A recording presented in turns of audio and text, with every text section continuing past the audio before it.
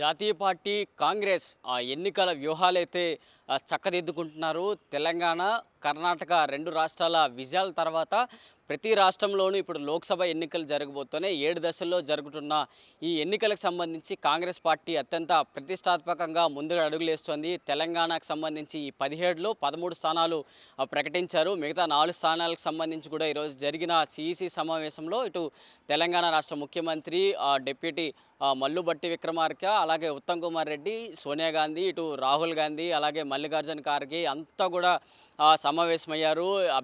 మిగిలిన 4 అభ్యర్థుల గురించి కూడా కసరత్తులైతే చేస్తున్నారు. తెలంగాణలో మిగిలిన ఈ 4 స్థానాలపైన కూడా నేడో రేపో స్పష్టత వచ్చే అవకాశాలు అయితే కూడా కనిపిస్తున్నాయి. మరోవైపు ఆంధ్ర రాష్ట్రం కూడా ఇప్పుడంత వరకు నామమాత్రంగా ఉంది. ఎన్నికలకు సంబంధించి 2014 నుంచి ఇప్పటి వరకు కూడా నామమాత్రంగా ఎన్నికలకి అడుగులు వేస్తున్నారు. కానీ ఇప్పుడు షర్మిల రాకతో అయితే కాంగ్రెస్ పార్టీలో నూతన ఉత్సాహం, జోరు వచ్చిందంటూ కూడా చెప్పుకోవచ్చు. ఎందుకంటే ఇప్పటి వరకు గిడుగు రుద్రరాజు పదవిని అయితే చేశారు, ఏపీ పీసీసీగా చేశారు. ఇప్పుడు ఆయన స్థానాన్ని ఇప్పుడు షర్మిల టేకప్ చేసిన తర్వాత ఆమె రాష్ట్రంలో అయితే సుడిగాలి పర్యటనలు చేస్తూ అందరినీ కూడా కలుపుకుంటూ వెళ్తుంది. ఆమె ముఖ్యంగా తన అన్నగారైన జగన్మోహన్ రెడ్డి పైన కీలక వ్యాఖ్యలు చేస్తూ ఆయన ప్రభుత్వం పైన విమర్శలు చేసుకుంటూ కూడా ముందుకెళ్తోంది. మరి ఈరోజు జరిగిన సమావేశంలో ఆంధ్రప్రదేశ్ రాష్ట్రంలో అభ్యర్థులకు సంబంధించి షర్మిల కూడా తమ అభిప్రాయాన్ని అయితే అధిష్టానం ముందు పెట్టారు. దాదాపుగా ఇటు జరుగుతున్న 175 అసెంబ్లీ, అలాగే 25 లోక్సభ స్థానాలకు సంబంధించి కూడా ఆంధ్రప్రదేశ్ రాష్ట్రం నుంచి అభ్యర్థుల సిద్ధంగా ఉన్నారంటూ కూడా తెలిపారు.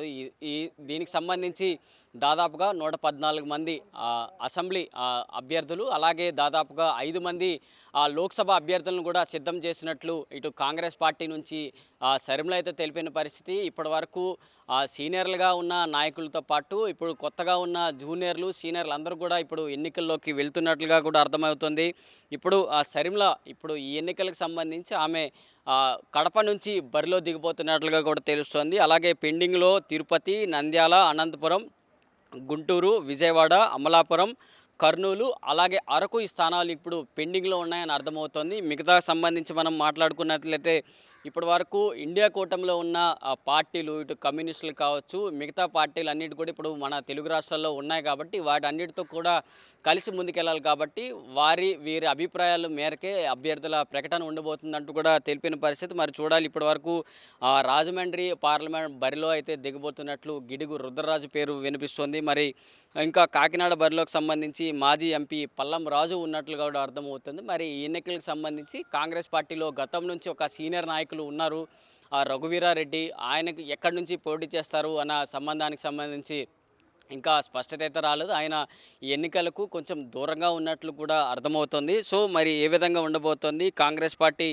ఎన్నికల్లోకి వెళ్లేందుకు ఏ విధంగా తమ వ్యూహాలు చక్కదిద్దుకుంటున్నారు, ఆంధ్ర రాష్ట్రంలో తమ బలం ఏ విధంగా పుంజుకుంటున్నారో చూడాల్సిన అంశాలు అయితే కనిపిస్తున్నాయి. ఇప్పటివరకే షర్మిల ఒక రాష్ట్రంలో ఒక సుడిగాలి పర్యటనలు ఇచ్చాపురం నుండి ఇటు దిగువ తిరుపతి వరకు కూడా ఆమె పాదయాత్రలు, బస్సు యాత్రలు చేస్తూ కూడా ముందుకెళ్లారు. మరోసారి ఇప్పుడు ఆమె ఏ విధంగా తమ అడుగులు ముందుకెళ్ళిపోతున్నాయి, కాంగ్రెస్ పార్టీని గెలుపు గుర్రాలుగా మార్చాలంటే ఏ విధంగా ఉండబోతుంది అన్నదానికి ఇప్పుడు చూడాలి. ఎందుకంటే ఇప్పుడు 3 పార్టీలు కలిపి ఒక కూటమి రేసులోకి వెళ్తున్నారు. సింగిల్గా వైఎస్ జగన్మోహన్ రెడ్డి తన పార్టీ వైఎస్ఆర్సీపీతో ముందుకెళ్తున్నారు. మరి ఇప్పుడు షర్మిల ఒక నూతన ఉత్సాహంతో అయితే ఆమె ఏ విధంగా రాష్ట్రంలో వెళ్ళబోతుంది అన్న దానికి ఈ అభ్యర్థుల ప్రకటన తర్వాత మరింత స్పష్టత ఇచ్చే అవకాశాలు అయితే కనిపిస్తున్నాయి. ఈరోజు జరిగిన సిఈసి సమావేశాల్లో కూడా షర్మిల తన అప్డేట్ అంతా కూడా అధిష్టానం ముందు పెట్టారు.